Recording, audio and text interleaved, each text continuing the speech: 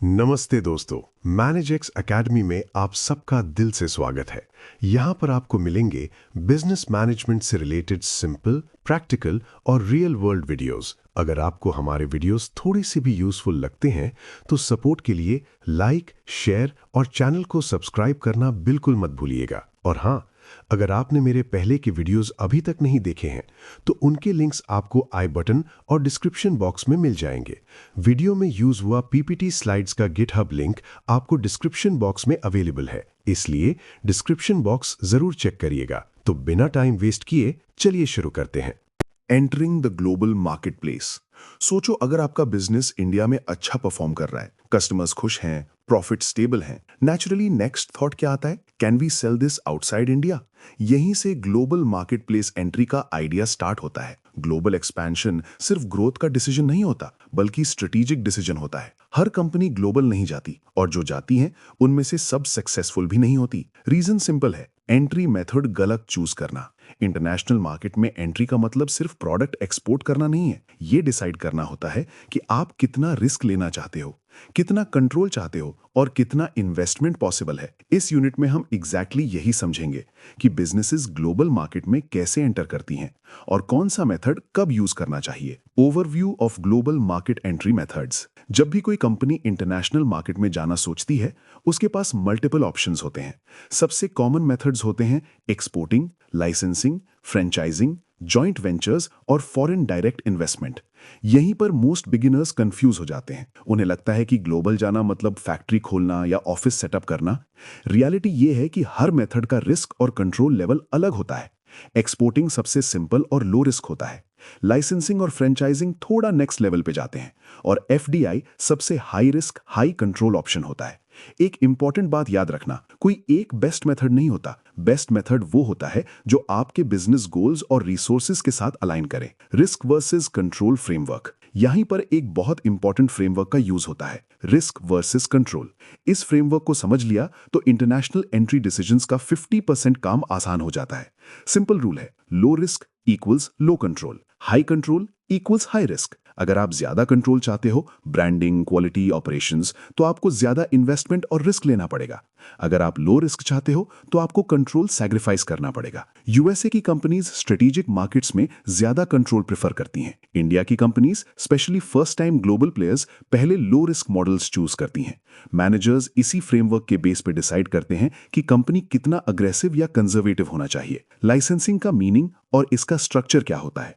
Licensing एक low risk international entry strategy है। इसमें कंपनी, जिसे हम लाइसेंसर कहते हैं, अपना ब्रांड, टेक्नोलॉजी या प्रोडक्ट राइट्स किसी फॉरेन कंपनी को देती है, जिसे लाइसेंसी कहते हैं। लाइसेंसी लोकल मार्केट में प्रोडक्ट मैन्युफैक्चर या सेल करता है और उसके बदले लाइसेंसर को रॉयल्टी या रेवेन्यू शेयर देता है, मतलब market access without heavy investment. Licensing का सबसे बड़ा बेनिफिट यह होता है कि आपको फॉरेन कंट्री में फैक्ट्री या इंफ्रास्ट्रक्चर सेटअप नहीं करना पड़ता। Local partner already system ready रखता है। इसीलिए लाइसेंसिंग बिगिनर्स के लिए एक सेफ और फास्ट ग्लोबल एंट्री ऑप्शन माना जाता है। Licensing, how businesses use it. Real life में लाइसेंसिंग का यूज काफी कॉमन है, स्पेशली जब रेगुलेशन स्ट्रिक्ट होते हैं या फॉरेन एंट्री डायरेक्टली अलाउड नहीं होती। एग्जाम्पल के लिए फूड, बेवरेजेस, फार्मा और टेक्नोलॉजी सेक्टर्स में लाइसेंसिंग वाइडली यूज्ड होती है। Recipe licensing, software licensing, patent licensing सब इसी कैटेगरी में आते हैं। लाइसेंसर का फायदा यह होता है कि रिस्क कम होता है, और लाइसेंसी को फायदा होता है एस्टैब्लिश्ड ब्रांड या टेक्नोलॉजी मिलने का। यहीं पर एक इंपॉर्टेंट पॉइंट आता है कि लाइसेंसिंग विन विन हो सकता है, लेकिन सिर्फ तब जब राइट पार्टनर चूज किया जाए। लाइसेंसिंग के एडवांटेजेस क्या होते हैं? लाइसेंसिंग का सबसे बड़ा एडवांटेज है लो इन्वेस्टमेंट और लो रिस्क। आपको फॉरेन मार्केट के रूल्स, कल्चर और ऑपरेशंस हैंडल नहीं करने पड़ते। मार्केट एंट्री काफी फास्ट होता है क्योंकि लोकल पार्टनर ऑलरेडी मार्केट को समझता है। लोकलाइजेशन ऑटोमेटिकली हो जाती है, लैंग्वेज, टेस्ट, रेगुलेशंस। यूएसए की कंपनीज अपनी टेक्नोलॉजी और आईपी को लाइसेंस करके ग्लोबल रेवेन्यू जनरेट करती हैं। इंडिया में भी ग्लोबल ब्रांड्स लोकल मैन्युफैक्चरिंग के लिए लाइसेंसिंग यूज करते हैं। इसीलिए लाइसेंसिंग को सेफ एंट्री डोर भी कहा जाता है इंटरनेशनल बिजनेस में। लाइसेंसिंग के डिसएडवांटेजेस चाहे, लेकिन हर चीज परफेक्ट नहीं होती। लाइसेंसिंग का सबसे बड़ा डाउनसाइड होता है लॉस ऑफ कंट्रोल। अगर लाइसेंसी क्वालिटी कॉम्प्रोमाइज करता है तो डैमेज ब्रांड को होता है, लाइसेंसर को। रेवेन्यू भी लिमिटेड होता है क्योंकि प्रॉफिट शेयरिंग होती है।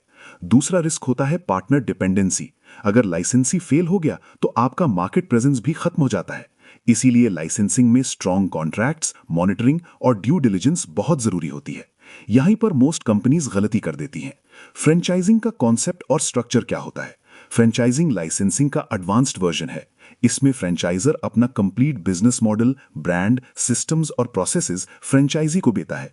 फ्रेंचाइजी अपना पैसा इन्वेस्ट करता है, स्टोर सेटअप, स्टाफ, ऑपरेशंस और फ्रेंचाइजर को फीस और रॉयल्टीज पे करता है। Fast food chains, retail brands और सर्विस बिजनेसेस फ्रेंचाइजिंग का हैवी यूज करते हैं। ये मॉडल स्टैंडर्डाइजेशन पे बेस्ड होता है। फ्रेंचाइजिंग का गोल होता है rapid expansion with brand consistency. Franchising why companies choose? Companies franchising इसीलिए चूज करती हैं क्योंकि ये फास्ट और स्केलेबल होता है। एक company hundreds of outlets open कर सकती है बिना खुद पैसा लगाए। लोकल फ्रेंचाइजी कल्चर, लैंग्वेज और कस्टमर बिहेवियर को अच्छी तरह समझता है। इससे लोकलाइजेशन इजी हो जाती है। स्टारबक्स जैसे ग्लोबल ब्रांड्स फ्रेंचाइजिंग और स्ट्रेटेजिक अलायंसेस का यूज करके वर्ल्ड वाइड एक्सपैंड हुए हैं। रिस्क और रिवॉर्ड दोनों शेयर होते हैं, इसीलिए फ्रेंचाइजिंग बैलेंस्ड एंट्री मॉडल माना जाता है। फ्रेंचाइजिंग की लिमिटेशंस क्या है? फ्रेंचाइजिंग का सबसे बड़ा चैलेंज होता है कंट्रोल।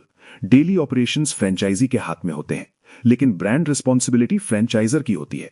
अगर एक आउटलेट भी स्टैंडर्ड्स फॉलो नहीं करता तो पूरी ब्रांड इमेज डैमेज हो सकती है। क्वालिटी अश्योरेंस डिफिकल्ट हो जाता है। यूएसए में फ्रेंचाइज सिस्टम्स ज्यादा स्ट्रक्चर्ड और स्ट्रिक्ट होते हैं। इंडिया में फ्लेक्सिबिलिटी ज्यादा चाहिए क्योंकि मार्केट डाइवर्सिटी हाई होती है। इसीलिए फ्रेंचाइजिंग सक्सेसफुल तब होती है जब ट्रेनिंग, मॉनिटरिंग और अलाइनमेंट स्ट्रांग हो। एक्सपोर्टिंग का बेसिक डेफिनेशन। अब चलते हैं सबसे बेसिक और most common international entry method पर। एक्सपोर्टिंग। एक्सपोर्टिंग का सिंपल मतलब होता है अपने कंट्री में बना हुआ प्रोडक्ट या सर्विस किसी दूसरी कंट्री को सेल करना। इस मॉडल में कंपनी फॉरेन कंट्री में फैक्ट्री या ऑफिस नहीं खोलती, प्रोडक्ट यहीं बनता है और बाहर भेजा जाता है। इसीलिए एक्सपोर्टिंग को एंट्री लेवल ग्लोबल स्ट्रैटेजी माना जाता है। एक्सपोर्टिंग गुड्स के साथ साथ सर्विसेज का भी हो सकता है, जैसे software services, consulting, online education. इन सब का एक्सपोर्ट होता है बिना फिजिकल शिपमेंट के। यहीं से मोस्ट कंपनीज अपनी इंटरनेशनल जर्नी स्टार्ट करती हैं क्योंकि रिस्क कंपैरेटिवली कम होता है। Exporting, why firm start here? सोचो अगर आप फर्स्ट टाइम ग्लोबल जाना चाहते हो, नेचुरली आप सबसे सेफ ऑप्शन चूज करोगे। एक्सपोर्टिंग इसीलिए पॉपुलर है। इसमें कैपिटल इन्वेस्टमेंट मिनिमम होता है, no foreign factory, no land purchase, no local workforce का हेडेक। आप एग्जिस्टिंग प्रोडक्शन को ही यूज करते हो। यूएसए एक्सपोर्टिंग का यूज एयरक्राफ्ट, मशीनरी और सॉफ्टवेयर के लिए करता है। इंडिया एक्सपोर्टिंग का यूज आईटी सर्विसेज, फार्मास्यूटिकल्स और टेक्सटाइल्स के लिए करता है। एक्सपोर्टिंग कंपनीज को इंटरनेशनल डिमांड टेस्ट करने का मौका देता है बिना ज्यादा रिस्क के। अगर डिमांड अच्छी निकली तब next level entry modes consider किए जाते हैं। एक्सपोर्टिंग का role of customs and regulation क्या होते हैं? यहीं पर एक प्रैक्टिकल रियलिटी आती है, रेगुलेशंस। एक्सपोर्टिंग सिर्फ प्रोडक्ट भेजने का नाम नहीं है। कस्टम्स लॉज, डॉक्यूमेंटेशन, टैरिफ्स और कंप्लायंस सब इन्वॉल्व होता है। हर एक्सपोर्टिंग कंट्री और इंपोर्टिंग कंट्री के अपने रूल्स होते हैं। अगर डॉक्यूमेंटेशन गलत हुई, शिपमेंट डिले या रिजेक्ट हो सकता है। डिजिटल एक्सपोर्ट्स जैसे सॉफ्टवेयर और ऑनलाइन सर्विसेज ने काफी बैरियर्स रिड्यूस कर दिए हैं, लेकिन लीगल कंप्लायंस फिर भी इंपॉर्टेंट होती है। सक्सेसफुल एक्सपोर्टर्स सिर्फ सेल्स पे फोकस नहीं करते, वो रेगुलेटरी नॉलेज को भी स्ट्रैटेजी का पार्ट बनाते हैं। Export of services versus export of goods. Exporting के दो मेजर टाइप्स होते हैं, गुड्स एक्सपोर्ट और सर्विसेज एक्सपोर्ट। गुड्स एक्सपोर्ट में फिजिकल शिपमेंट होता है, लॉजिस्टिक्स, वेयरहाउसिंग, कस्टम्स, सब कुछ। सर्विसेज एक्सपोर्ट में फिजिकल मूवमेंट नहीं होता। Example, IT services, tourism, consulting, education, finance, इन सब का एक्सपोर्ट होता है बिना फिजिकल शिपमेंट के। इंडिया ग्लोबली सर्विसेज एक्सपोर्ट में स्ट्रांग पोजीशन पे है, स्पेशली आईटी और प्रोफेशनल सर्विसेज में। यूएसए भी फाइनेंस, डिजिटल और कंसल्टिंग सर्विसेज में लीडर है। फ्यूचर ग्लोबल ट्रेड में सर्विसेज एक्सपोर्ट्स का रोल और ज्यादा बढ़ने वाला है, स्पेशली डिजिटल इकोनॉमी के साथ। इंपोर्टिंग क्या मीनिंग और इसका क्या रोल है? अब एक्सपोर्टिंग का ऑपोजिट समझते हैं, इंपोर्टिंग। इंपोर्टिंग का मतलब होता है फॉरेन कंट्रीज से गुड्स या सर्विसेज को अपने कंट्री में लाना। मोस्ट लोग इंपोर्ट्स को नेगेटिव समझते हैं, लेकिन रियलिटी ये है कि इंपोर्टिंग इकोनॉमी के लिए एसेंशियल होता है। हर कंट्री सब कुछ एफिशिएंटली प्रोड्यूस नहीं कर सकती। इंपोर्ट्स से बिजनेसेस को better quality inputs, advance technology और कॉस्ट एफिशिएंसी मिलती है। कंज्यूमर्स को भी बेटर प्रोडक्ट्स मिलते हैं। एक्सपोर्ट और इंपोर्ट दोनों मिलकर इंटरनेशनल ट्रेड को कंप्लीट करते हैं। इंपोर्टिंग एंड कंपैरेटिव एडवांटेज क्या है? यहीं पर कंपैरेटिव एडवांटेज का कॉन्सेप्ट वापस आता है। कंट्रीज उन चीज़ों को इंपोर्ट करती हैं जिसमें वो एफिशिएंट नहीं होती। अगर India crude oil efficiently produce नहीं कर सकता तो इंपोर्ट करना ज़्यादा लॉजिकल है। अगर यूएसए लो कॉस्ट मास मैन्युफैक्चरिंग में वीक है तो वो इंपोर्ट करता है। इस स्पेशलाइजेशन से ओवरऑल नेशनल वेलफेयर इंप्रूव होता है, कॉस्ट कम होती है, क्वालिटी बढ़ती है। बिजनेसेस भी यही स्ट्रैटेजी फॉलो करती हैं। जो चीज़ इन हाउस महंगी पड़ती है वो इंपोर्ट या आउटसोर्स कर लेती हैं। इंपोर्ट्स के कॉस्ट्स एंड ट्रेड बैरियर्स क्या होते हैं? इंपोर्ट्स फ्री नहीं होते, उन पे टैरिफ्स, कोटाज, ड्यूटीज और रेगुलेशंस लगते हैं। करेंसी फ्लक्चुएशन भी इंपोर्ट कॉस्ट को अफेक्ट करती है। इंडिया क्रूड ऑयल और इलेक्ट्रॉनिक्स हैवी इंपोर्ट करता है, इसीलिए ग्लोबल प्राइस चेंजेस का डायरेक्ट इंपैक्ट इकोनॉमी पे पड़ता है। यूएसए भी कंज्यूमर गुड्स और रेयर मटेरियल्स इंपोर्ट करता है। ट्रेड बैरियर्स कभी कभी डोमेस्टिक इंडस्ट्रीज को प्रोटेक्ट करने के लिए लगाए जाते हैं, लेकिन एक्सेसिव बैरियर्स कंपटीशन और एफिशिएंसी को हर्ट करते हैं। स्मार्ट इकोनॉमीज इंपोर्ट्स को रेगुलेट करती हैं, ब्लॉक नहीं। कंपेयरिंग एंट्री मेथड्स एक बिग पिक्चर।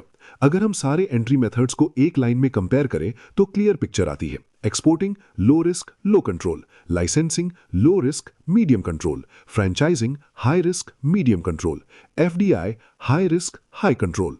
मोस्ट कंपनीज एक ही मॉडल पे स्टक नहीं रहती। जैसे जैसे एक्सपीरियंस बढ़ता है एंट्री मोड इवॉल्व होता है। इंटरनेशनल ग्रोथ एक जर्नी है, वन टाइम डिसीजन नहीं। Choosing the right entry strategy क्या है? यहीं पर मैनेजरियल डिसीजन मेकिंग का रियल टेस्ट होता है। राइट एंट्री स्ट्रैटेजी चूज करने के लिए मल्टीपल फैक्टर्स देखने पड़ते हैं।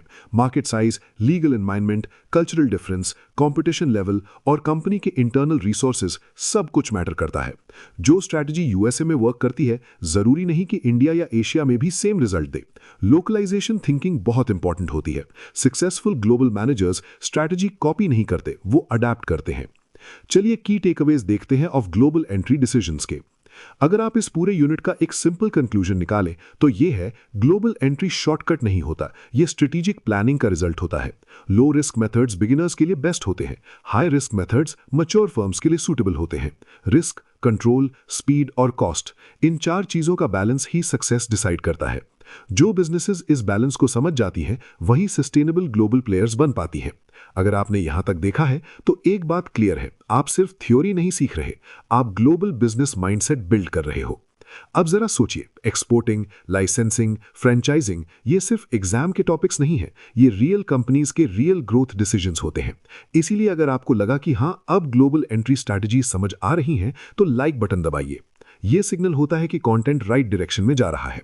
इस वीडियो को शेयर कीजिए अपने एमबीए फ्रेंड्स, स्टार्टअप पार्टनर्स या किसी ऐसे इंसान के साथ जो इंटरनेशनल बिजनेस का सपना देखता है। और सबसे इंपॉर्टेंट, सब्सक्राइब जरूर कीजिए, क्योंकि मैनेजेक्स एकेडमी पर हम सिर्फ यूनिट्स कंप्लीट नहीं करते, हम आपको डिसीजन मेकर की तरह सोचना सिखाते हैं। नेक्स्ट यूनिट में हम और डीपर जाने वाले हैं, तो चैनल को सपोर्ट करने के लिए अभी सब्सक्राइब कीजिए और अपनी ग्लोबल बिजनेस जर्नी को सीरियस बनाइए।